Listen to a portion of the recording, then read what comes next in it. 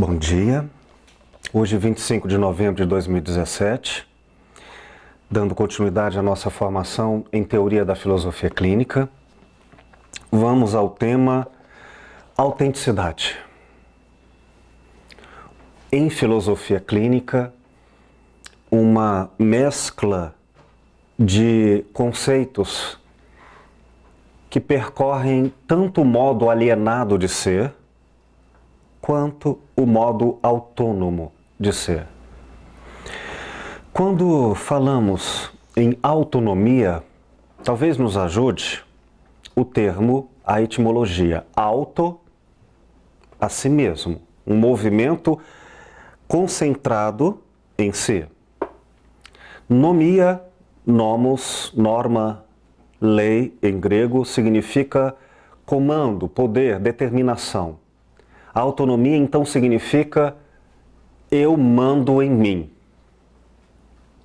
Ora, isso já implica uma relação de outridade comigo. Eu mando em mim, há pelo menos dois eus aqui. Um eu que manda e o outro que deve ser obedecido, o mandado. Do que nós estamos falando? Em princípio, da herança grega.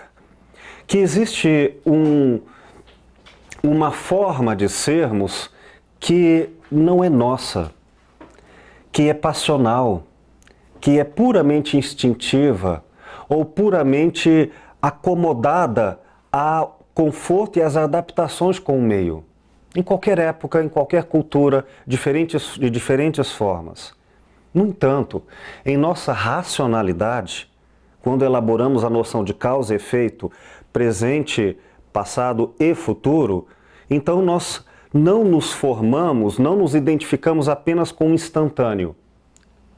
Diferente dos animais, que talvez não tenham essa projeção a longo prazo da própria existência até a noção antecipada da morte. Então, diante do futuro, que já faz parte da consciência humana racional, nós fazemos escolhas não apenas de quem somos, mas de quem queremos ser. E incluímos na própria autodefinição o conceito de quem somos, quem queremos ser e uma espécie de planejamento, uma estratégia que é chamada de autonomia.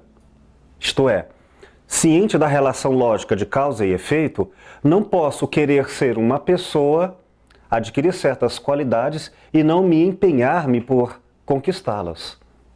Isso seria uma contradição.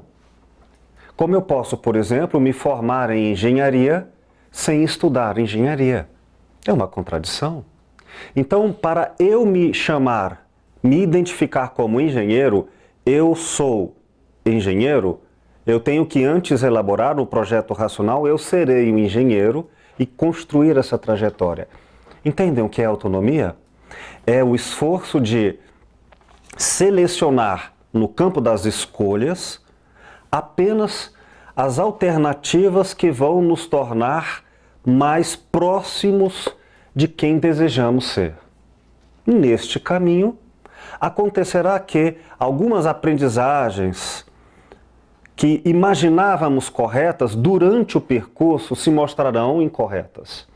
Erramos, refazemos o planejamento, descobrimos o que não queremos ser e retomamos com projetos redefinidos e atualizados de quem queremos ser. Isto é a ideia central de autonomia. Para haver autonomia é preciso então haver uma noção de futuro. Seja esse futuro desenhado em termos de tempo, cronometrado daqui a alguns anos, mas seja a ideia de um futuro emotivo, eu estou com um estado de espírito, eu quero outro estado de espírito, seja como for, é um esforço, é um trabalho. Portanto, um sinônimo de autonomia é um duplo movimento psicológico. Aqui. Digo psicológico como apenas uma espécie de mecanismo interior, embora ela ultrapasse os elementos psicológicos, porque vão entrar nos elementos identitários e existenciais, porque disso resultará quem nós somos. Qual é esse duplo movimento? de trabalho. Tenho que construir quem eu quero ser. Esse é um empenho. Segundo passo, preciso recusar, refrear, impedir a passionalidade. Aquilo que eu não quero ser, mas me é confortável, satisfatório, instantaneamente fácil. Um trabalho duplo, de avançar e de reprimir. Isso é autonomia. Muito bem. Quando Immanuel Kant elabora esse princípio de autonomia, ele diz: isso não é possível de ser alcançado sem uma boa racionalidade. Ele investe todas as fichas no desenvolvimento da razão para que haja sucesso nesse empreendimento. Essa é uma e não a única alternativa. E em razão de, em grande parte, não se conhecendo ainda a totalidade psíquica do ser humano e crendo que a razão seria, por excelência, a categoria percepcional que define o ser humano, creu-se que quando o homem se tornasse racional, ele seria autônomo. Ele adquiria como indivíduo ou como cultura o sucesso do seu projeto de ser. Três grandes pensadores, três grandes filósofos nesse sentido, questionaram o poder da razão na sua capacidade em provocar a autonomia. Nós vimos isso na aula passada. Nietzsche, quando mostrou que grande parte do que chamamos de racionalidade, ela serve como uma forma de esconder, lacunar nossos instintos, nossa alegria, nossa pulsão de vida. E se torna um disfarce para a hipocrisia.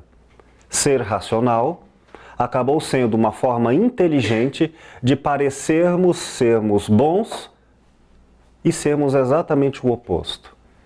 Uma das formas com que Nietzsche mostrou isso foi o discurso religioso. Quando nos tornamos com uma grande capacidade intelectual de discursar sobre as virtudes cristãs e nos tornamos, em nome do cristianismo, extremamente o oposto do seu projeto original nos primórdios da tradição cristã. Assim, o cristão que, em nome da virtude, em nome da humildade, se tornou arrogante, assassino, monstruoso. Então, a racionalidade, ela esconde no seu projeto de autonomia uma inversão de valores. Outro grande pensador que mostrou isso foi Karl Marx. E ele chamou esse tipo de racionalidade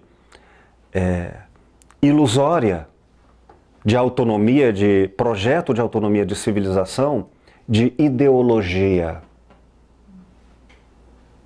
Ou seja, são ideias diferentes de uma prática, feitas para que, no mundo do discurso e das aparências do pensamento, tudo pareça correto e justo. Mas na prática, o inverso se mostra injustiça. Isso por causa de uma racionalidade. Freud fez o mesmo, e repito, isso aqui é uma síntese da aula passada, com alguns pontos em destaque. Nos mostrou que o que ele chamou de racionalização é uma forma de auto-engano para escamotear os desejos que não sublimaram ao desejo de conviver com o outro, exigindo de ambas as partes algum sacrifício para que haja a relação social, e fez construir uma forma comum de auto-engano social. Nós criamos, com os grupos dos mesmos interesses, uma maneira de fazermos aquilo que queremos nos instintos, sem nos preocuparmos com o outro, com a sociedade.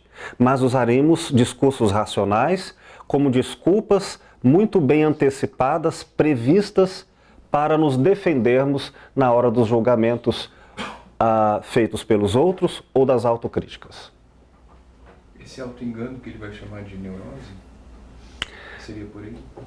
Não, a neurose não é propriamente um defeito para Freud. É uma condição natural do conflito entre a pulsão instintual e a condição de valores em sociedade. A neurose é um bordejamento do limite entre o instinto, tal como ele o vê, chamado de id, e o ego, essa vontade de autonomia, e o superego, que é o grande valor de regras sociais para que estejamos juntos. Essa tríade vive sempre em conflito. E é inevitável que ela nunca chegue a um ponto de absoluta imparcialidade ou equilíbrio. Então nós temos que ficar atentos, por isso não se trata de não ter desejos ou de reprimir propriamente esses desejos, mas uma atenção ética para que um não sobreponha ao outro numa auto-honestidade. A gente costuma brincar assim, ilustrando, né? O id diz eu quero e o superego diz não pode. Aí o ego diz eu dou um jeito. É a neurose. É uma reação. Mas é claro que isso é para Freud. Para Freud. Entendem? Estamos falando em autonomia. Sem autonomia, não há qualquer noção de projeto, engajamento, construção de uma identidade com uma elaboração racional. E nós precisamos de autonomia. Essa ideia está clara? O que é a autonomia no projeto da modernidade? Bom, contrapondo a autonomia, vamos falar de outro conceito, o de alienação. Porque aí fará sentido falarmos em autonomia. Perdão, em autenticidade. Alienação, nós já vimos aqui antes dessa nossa fala em vídeo, é esta forma de se enganar.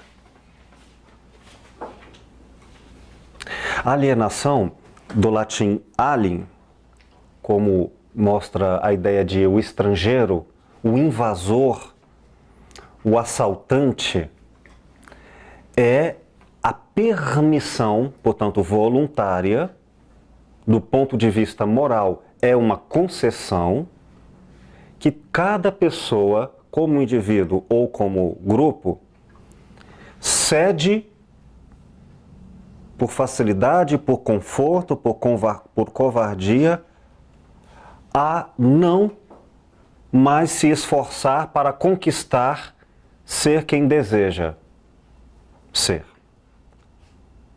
A alienação é uma espécie de autotraição da racionalidade. Como se faz isso?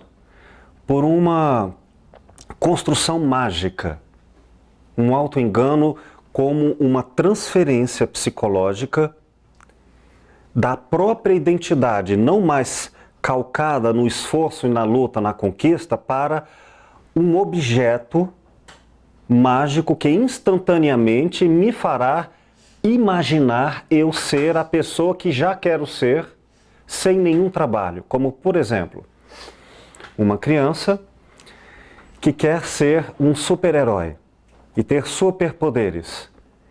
E imagina que simplesmente ao vestir uma roupa de super-herói, ela automaticamente, sem esforço, se torna o projeto realizado de quem queria ser.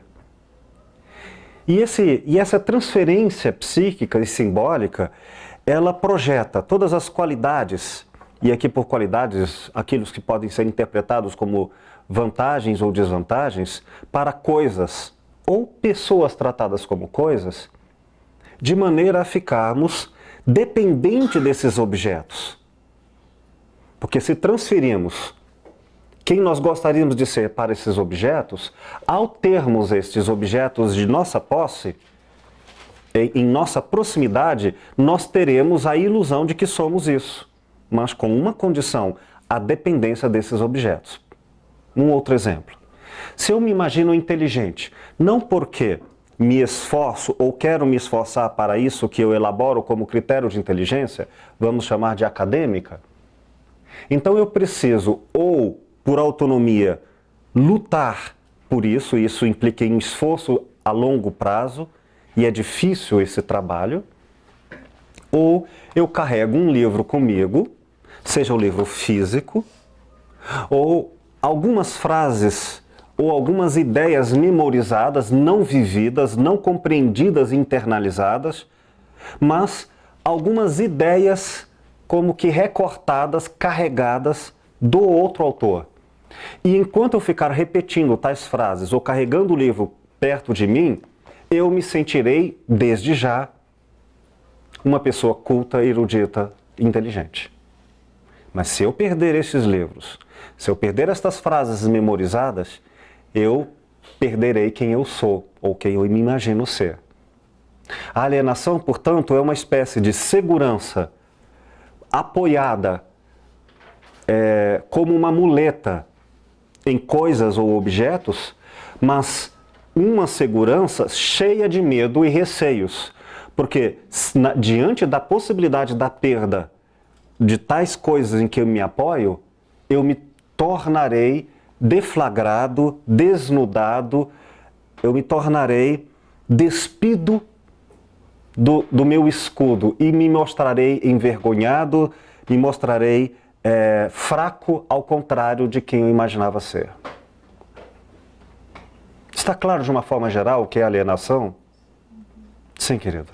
Você citou dois exemplos, da criança com a roupa super-herói e do adulto, né? Com o livro. Em relação à criança, eu pergunto ao senhor o seguinte, que a inocência dela justifica a alienação? Há muitas diferentes teorias sobre a causa da alienação. Erich Fromm, por exemplo, e aqui nós, enquanto filósofos clínicos, não vamos trabalhar com teorias sobre a realidade. Não nos interessa propriamente construir teorias da realidade. Nos interessa essencialmente a clínica, a arte de cuidar do outro.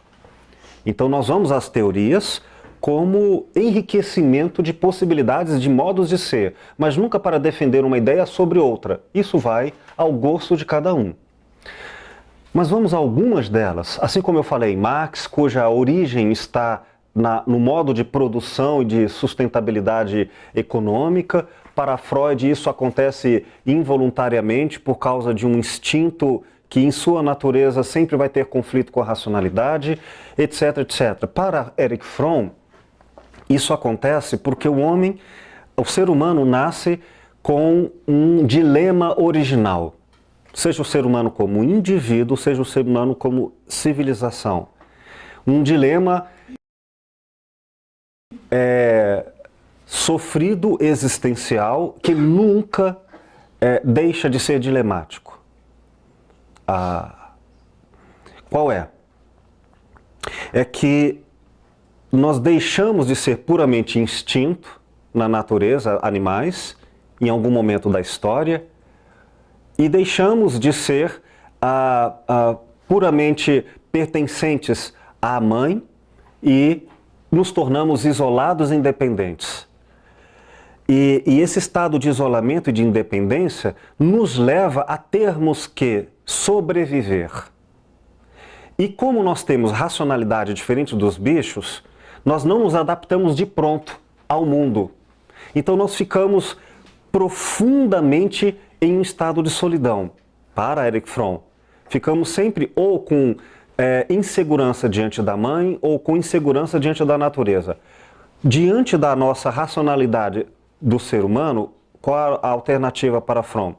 Ou nós criamos um caminho produtivo de criação, de racionalidade, de autonomia, ou a alienação, que é abandonar a tarefa de construir o próprio ser e tornar-se escravo de uma coisa, de uma pessoa, de uma estrutura, de qualquer objeto de alienação, e ele nos protege. Acontece que o ser humano, os bichos não têm como se desnaturalizar. O tigre não tem como se destigrar. Ele permanecerá instinto e natureza. Mas o ser humano tem como se desumanizar. E isso, ter como se desumanizar, não é automático. Portanto, a resposta à sua pergunta, e aqui nós vamos de Erich Fromm partindo um pouco para o bojo comum de várias dessas teorias sobre alienação, é que a alienação é um conceito de liberdade. Eu cedo, eu escolho a isso. Não, se eu não tiver a liberdade para poder me alienar, não há, em tese, o conceito de alienação. Porque, do contrário, seria instinto, eu não teria nada a ser feito. A alienação é escolha, só pode acontecer por concessão.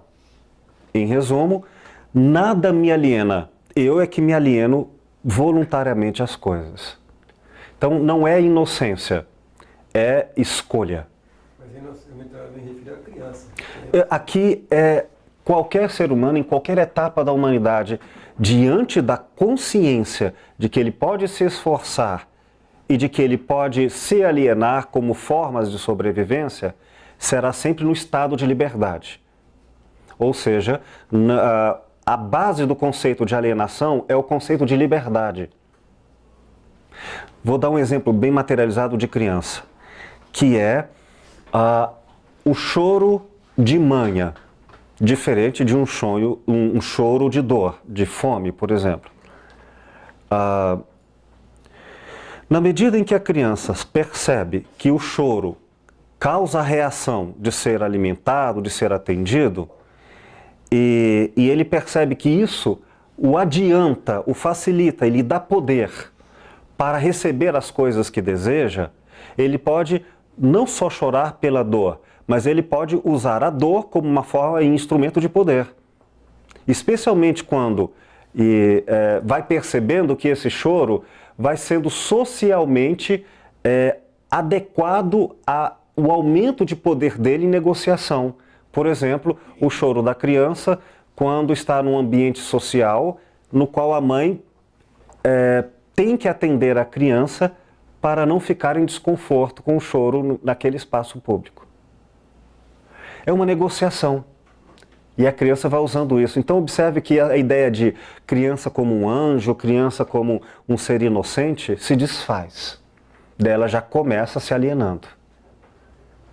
Claro que aqui respostas individuais, caminhos individuais. A arma de defesa que a criança tem.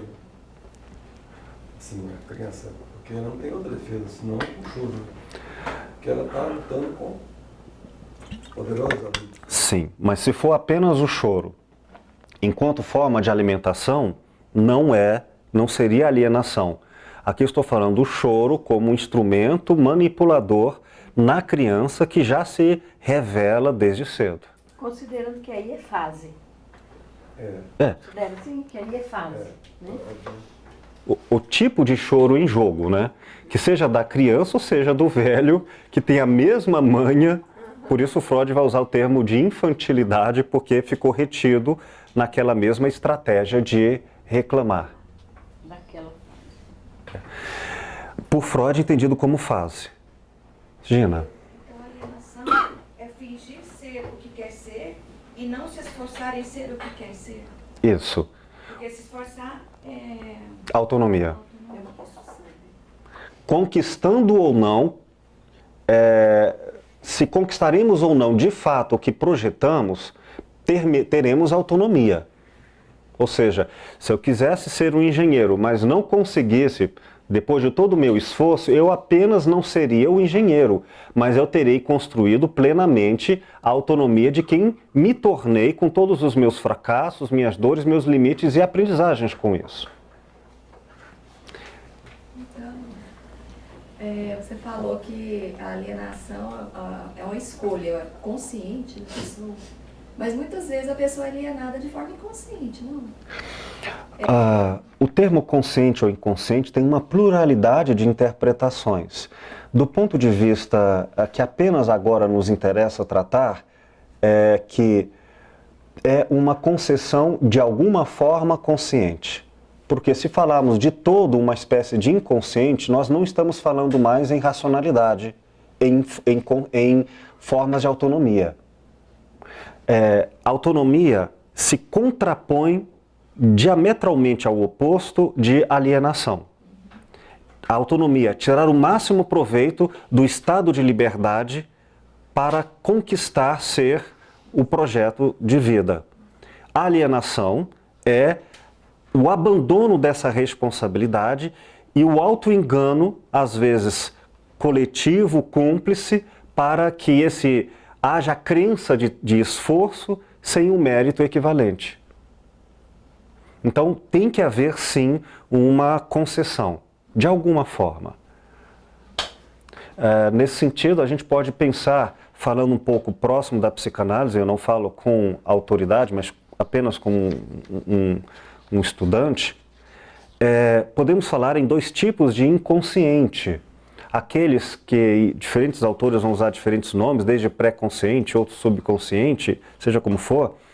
Um inconsciente absoluto é puramente instinto, e isso não é escolha. Eu desejo, eu não desejo, não tem nenhuma racionalidade. Ou seja, o inconsciente é algo que eu nem posso falar sobre ele, porque a minha fala sobre ele já é uma racionalização do que não tem linguagem racional. Determinismo, né? Hã? Seria um Determinismo é um instinto. psíquico, né? É um instinto. O mesmo vegetativo que faz com que nossos rins funcionem sem pedir licença. Mas há um outro inconsciente no qual eu escondo de mim mesmo, na relação entre eu desejo e eu não posso, eu prefiro não ver algumas coisas e me conformar a isso. Aí estamos falando em um tal inconsciente com graus de consciência de auto-engano, de auto-manipulação. Uma negação. É uma negação. Não é propriamente um inconsciente no sentido original, mas um inconsciente derivado de um conflito. Não vou me estender por outras teorias, porque elas todas são legítimas, e o inconsciente já existe desde as noções de Platão ou do Oriente, enfim, há muitas diversas questões sobre isso. Isso é tema de outro trabalho, mas convido a vocês de um curso que nós temos com o professor Lúcio Pacta sobre o inconsciente e a filosofia clínica, que está tudo gravado e vocês poderão ter acesso depois. Bom, dito isso... Professor, desculpa, só Sim. te atrapalho interromper. Não, imagina. É o seguinte, se eu colocar a palavra autônomo, autonomia e alienação. Sim. O ser autônomo e o ser alienado. Uhum. Ocorre do ser as duas coisas, né? Perfeitamente. Até porque, se formos falar em uma pessoa 100% alienada, falaríamos uma pessoa 100% sem autonomia, uma pessoa que cedeu ao absoluto a sua liberdade. É uma pessoa totalmente coisificada. Ora, isto é possível, sim, na medida em que não há uma regra, uma métrica dessa subjetividade para termos esse grau de medição. Todavia, vamos falar em pessoas que atingiram esse grau absurdo de violência. Violência porque viola a racionalidade. E não se viola a racionalidade do ser humano apenas em si. Ao vivermos na relação com os outros, viola-se na relação. Então, causa essa coisificação em si nos outros. Nós citamos o Eichmann, o nazismo, nós citamos esses extremos. Assim como no campo das psicopatologias, a Erich Fromm fala que assim como temos um círculo virtuoso, temos um círculo vicioso. Então, se pensarmos que alguém pode regredir tanto em sua desumanidade que pode não mais encontrar o caminho de volta. E outros podem fazer o oposto, podem se tornar tão autônomos que já não conseguem mais se alienar, estão cada vez progressivamente mais autônomas. enquanto eu, fortalecido e corajoso nesse heroísmo para as lutas das causas que se considera humanas. Então, sim, são dois extremos. Agora, o nosso lugar comum, nós podemos ter grande esforço de autonomia em certos campos e em outros não. Ou podemos ter, na medida em que não somos 100% um ou outro, então temos as mesclas e os momentos. Agora nós já vamos entrar em outro espaço que é o conceito que se aproxima do de filosofia clínica, que é eu e o mundo, conjuntamente. De maneira em que, com as características do ambiente e com as características do eu, é que vai se flutuar mais ou menos a autonomia.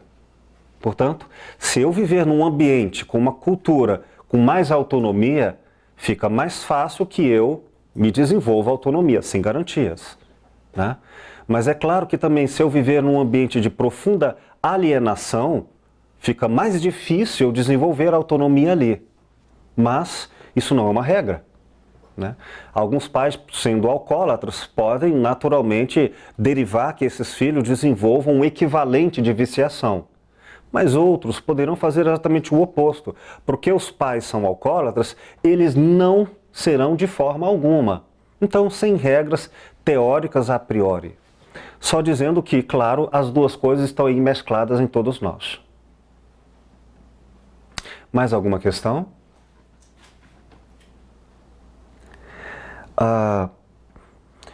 Eu gostaria só de dar alguns poucos exemplos de alienação em diferentes temáticas e depois a gente fazer um intervalo e entrar no conceito de autenticidade. Sim. Já que você vai dar exemplos, eu estou achando engraçado que ele falou sobre a criança, porque entra na discussão de que a criança teve a inocência e não teria capacidade de ser alienada ou autêntica. Mas aconteceu um fenômeno interessante na minha família, que lá na escola teve uma festa fantasia, na escola das crianças. E todas as crianças escolheram uma fantasia. A minha filha, não sei porquê, quis ser um bezerro. Ela quis ser um bezerro e, assim, eu queria que ela fosse uma princesa, mas ela queria ser um bezerro. Quando eu cheguei mandei fazer uma fantasia de bezerro, que é uma coisa totalmente atípica, e no outro ano ela quis ser um macaco. E quando a gente chegou, eu fiquei constrangido na festa da fantasia. Tinha um monte de princesas. E só tinha ela de bezerro. Eu fiquei de certa forma orgulhoso, porque, gente, essa menina tem uma coisa diferente. E ela, todo mundo quis tirar foto com o bezerro. Então, quer dizer, dentro dos graus possíveis de alienação, existe sim a possibilidade da criança ser mais ou menos alienada. E existe sim a possibilidade do pai dar essa possibilidade ou alienar mais. Eu tenho certeza que tiveram mães ali que podaram na hora a criatividade do filho. Eu tenho certeza que a falta de sensibilidade de mim ali... Eu falei, não, filho, bezerro, eu poderia ter feito. Não, filho, um bezerro. Ninguém vai de bezerro. É tudo. O ninguém já é um elemento alienante, né? Exatamente. A minha professora quis ser galinha. Aí, o que você é? Eu sou galinha. E ela ia na festa de galinha. Existem graus de alienação entre as crianças? Lembrando que, por enquanto, eu não estou entrando em filosofia clínica. Estamos percorrendo esses conceitos de uma forma ampla, que eles têm diferentes interpretações por diferentes autores, sejam das ciências humanas, das psicologias, antropologias, psicanálises, e das filosofias, as diferentes correntes filosóficas para os sistemas. Nós vamos trabalhar daqui a pouco com a filosofia clínica. Algumas ideias de alienação, porque esse fenômeno é muito... uma das queixas no consultório advém da dor da alienação, do sofrimento da alienação. Qual seja...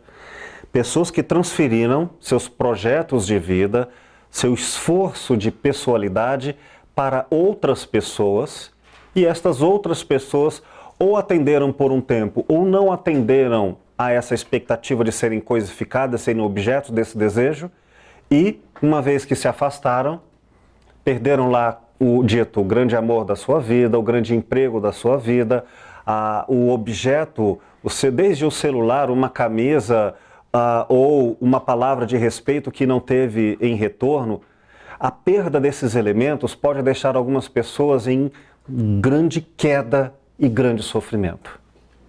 E da mesma forma que falamos nessa dor de um processo que talvez seja de desalienação, mas por enquanto é do não atendimento da alienação, da frustração dela, pode ser também uma espécie de sofrimento justamente quando há grande prazer. E momento em que a pessoa ainda não perdeu o seu objeto de manipulação e projeção alienante. Portanto, ela diz assim, eu sou a pessoa mais realizada e feliz do mundo, porque tenho o objeto. Mas um objeto que sabemos que a qualquer momento pode ir embora.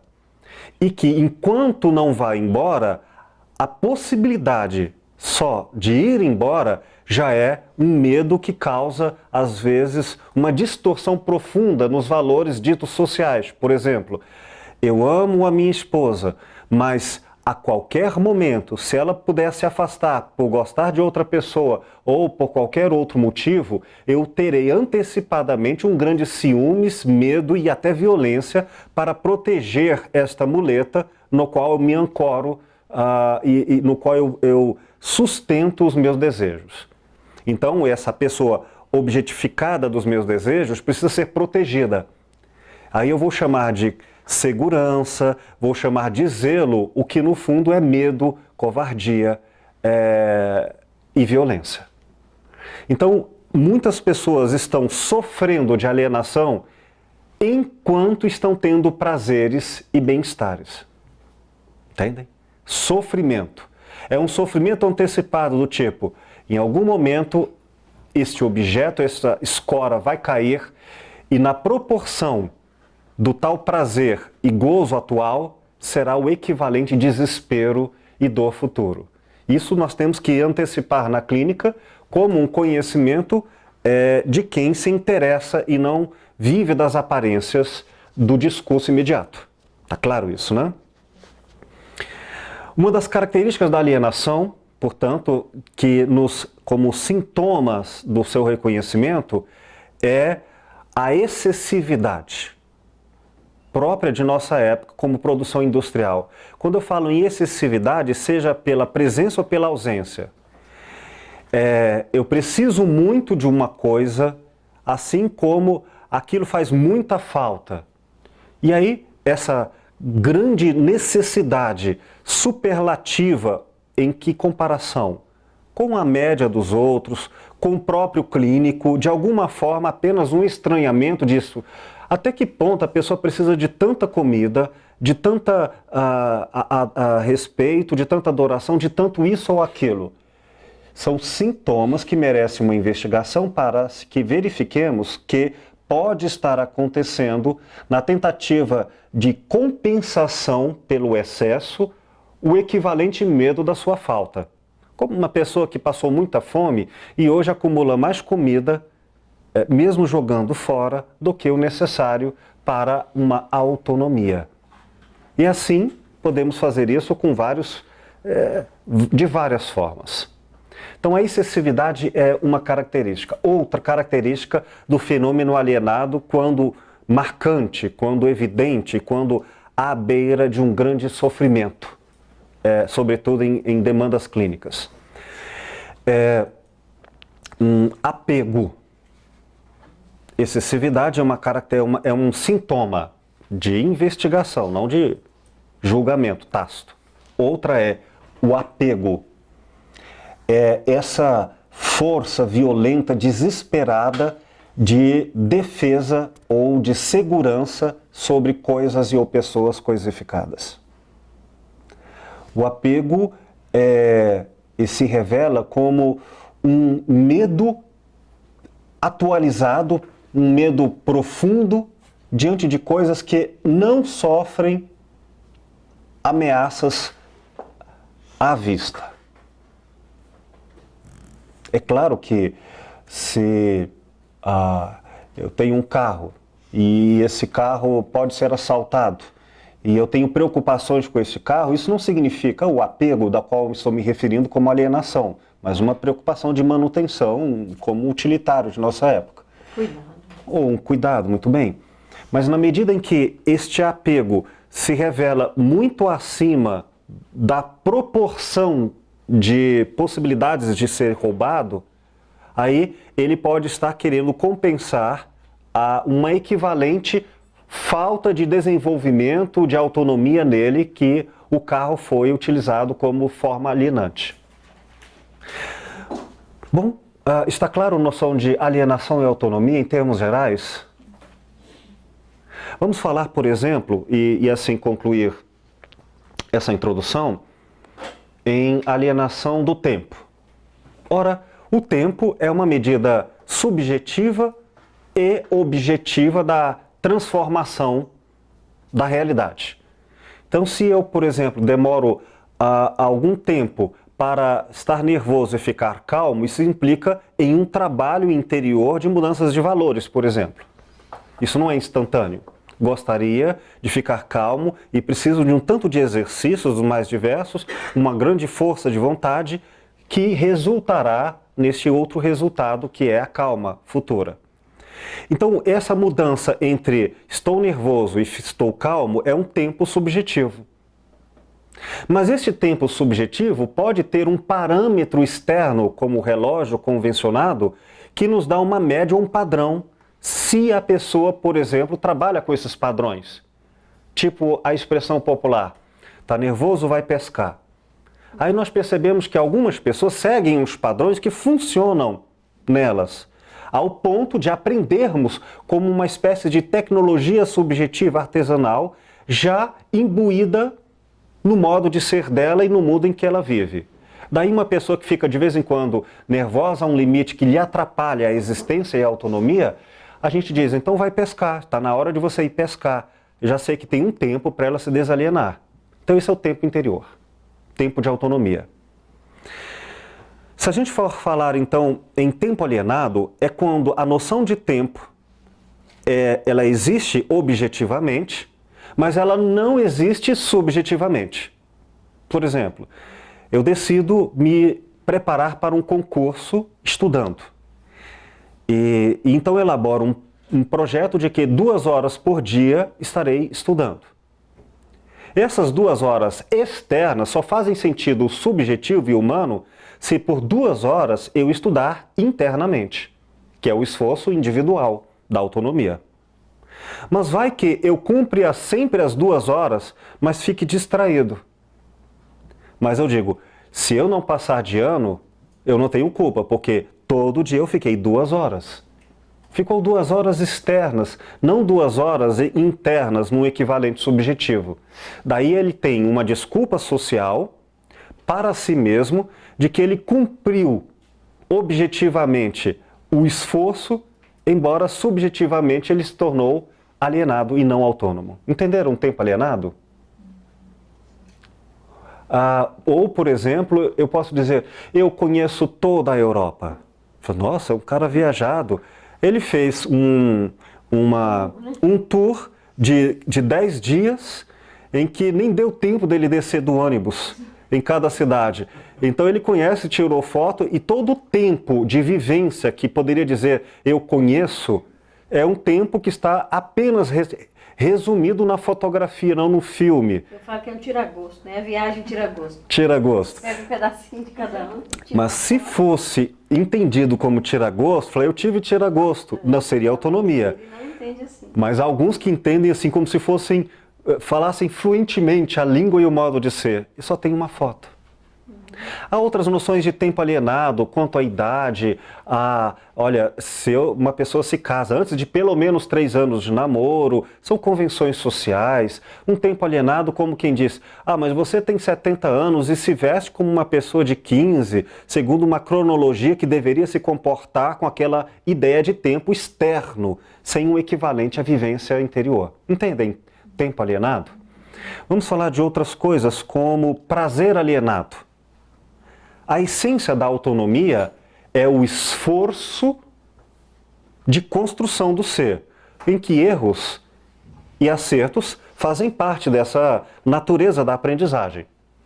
Agora, se eu falar em um prazer sem um esforço, eu estou falando em um prazer alienado. Que esforço é? O esforço de construção identitária. Eu construo quem sou pelo prazer. Uma das funções do prazer é a motivação à vida.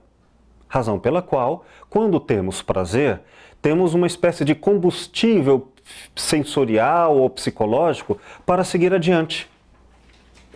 Então, se alguém, por exemplo, gosta de sorvete de flocos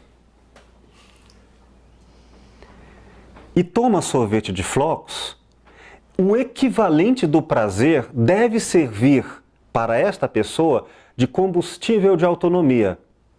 Ora, tomar sorvete de flocos não vai pagar as minhas dívidas, não vai resolver meus problemas de relacionamento, não me tornará mais inteligente.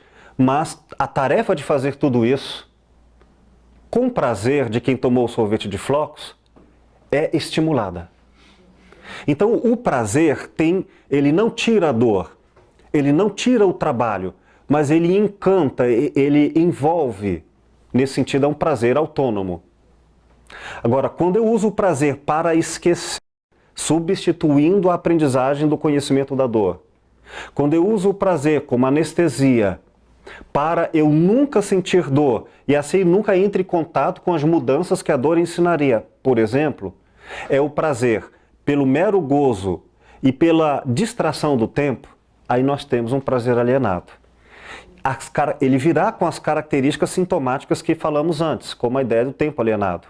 Por exemplo, excessividade de prazer para compensar uma falta de realização.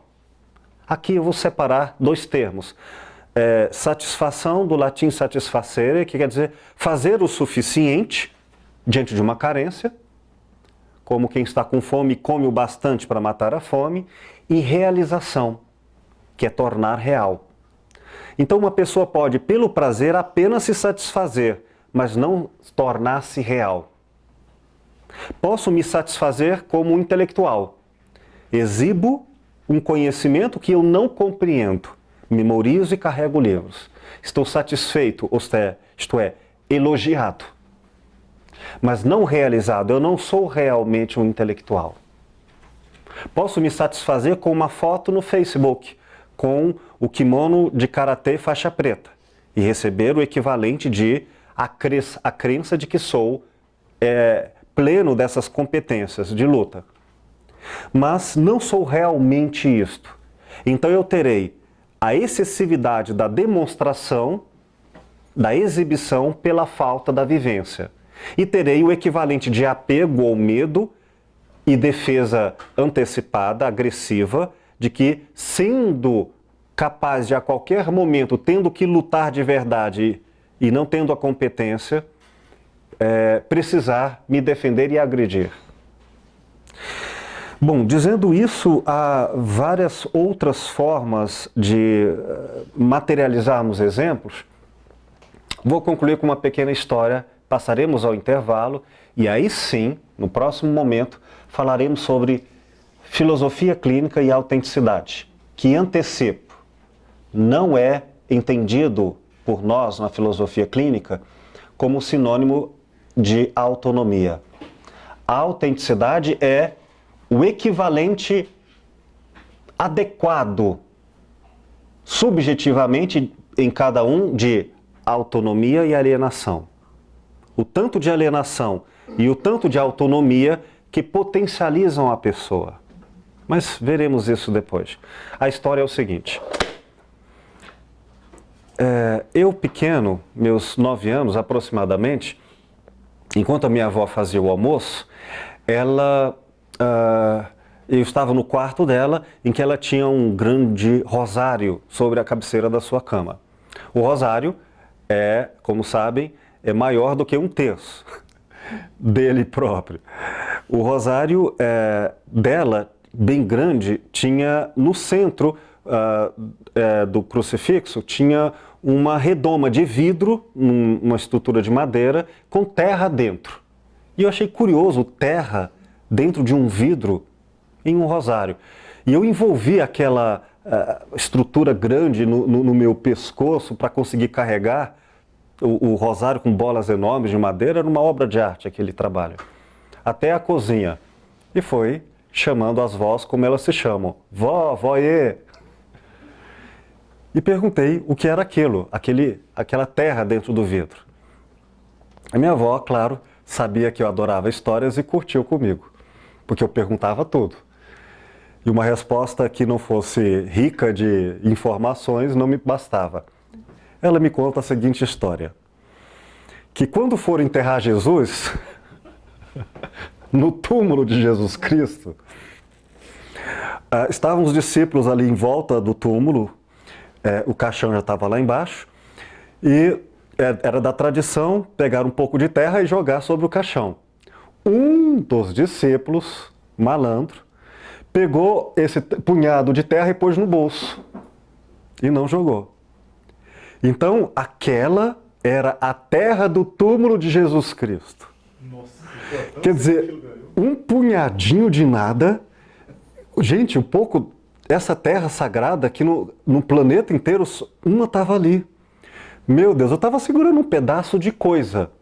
De repente, eu comecei a cambalear com uma certa vertigem. Vai que aquele rosário cai no chão e é uma desgraça, um pecado, uma tragédia, um raio poderia se desgraçar sobre mim, porque é a terra do túmulo de Jesus Cristo.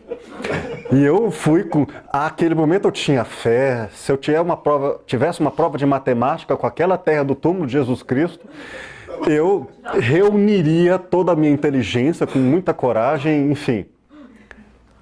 Não é que o rosário, todo rosário, ou equivalente a objetos materiais, simbolizem alienação. Eles podem ser símbolos de autonomia, ou seja, através destes objetos, eu assumo a responsabilidade de viver o equivalente de fé, coragem e esforço, através de beleza. Mas eu posso substituir a iniciativa, o esforço do desenvolvimento dos valores religiosos pela posse do objeto, e a posse me dá, por encantamento, a mágica de eu acreditar ser quem não sou. Mas o autoengano, com os autoenganos coletivamente refeitos, criam grupos, sociedades inteiras que aparentam forças e são fracos, temerosos, e por isso se tornam grupos temerosos, grupos covardes, que vivem em nome da paz, chegando ao absurdo de defender a guerra em nome da paz. Queridos, assim vamos fazer um intervalo e voltamos daqui a pouquinho para falarmos de filosofia clínica. Ok? Ok.